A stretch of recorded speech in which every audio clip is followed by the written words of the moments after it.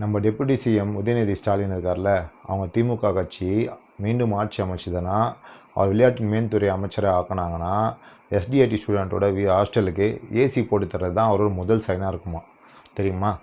ஓகேவா, சூப்பர்ண்ணா. ஆமாம், இப்போது கரண்ட்டாக நம்ம ஸ்போர்ட்ஸ் மினிஸ்டர் யார்? அதுவும் நம்ம உதய அண்ணா தான்ப்பா சொல்கிற. அப்போ ஒரு அவர் தூங்கிட்டு இருந்தாரோ?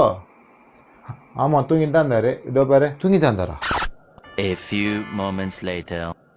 நீங்கள் தானே ஸ்போர்ட்ஸ் மினிஸ்டரு, அந்த சைனை நீங்கள் எப்பயே போடலாமே, எதுக்கு நான் திருப்பி உங்களுக்கு ஆட்சி கொடுக்கணும்? இந்த ஆட்சியில் பண்ண வேண்டிய வாய்ப்பு உங்கள்கிட்ட நாளைக்கே நீங்கள் டெப்டி சிஎம் வேறு ஒரே சைன் பண்ணால் முடிஞ்சிட போகுது. இதை ஏன் பண்ணல? நீங்கள் இவ்வளோ நாள் வாய்ப்பு இருந்த வாய்ப்பை நீங்கள் கம்ப்ளீட் பண்ணலண்ணா, இதே பண்ணி சைன் பண்ணிடலாம். அதை விட்டுட்டு ஏன்னா அத்தை ஆட்சி கேட்குறீங்க?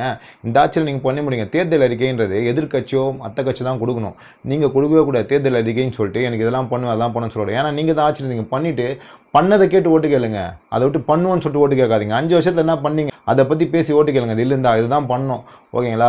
இருக்கிற ஆட்சியிலேயே அவங்க ஒழுங்காக எதுவும் பண்ணலைங்க, மக்களே தெரிஞ்சுங்க. அவர் தான் ஸ்போர்ட்ஸ் மினிஸ்டர். அவர் அப்புறமா ஸ்போர்ட்ஸ் மினிஸ்டர் திருப்பி ஆனார்னா சைன் பண்ண வரான், பார்த்துக்கோங்க. இதான் இந்த நிலைமையில் தான் இருக்குது டிஎம்கே ஆளுங்கட்சி.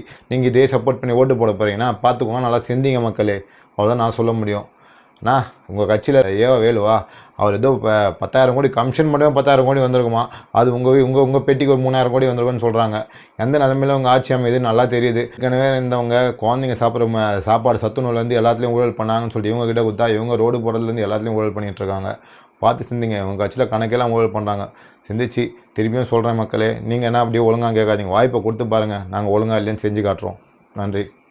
TVK, vote for TVK.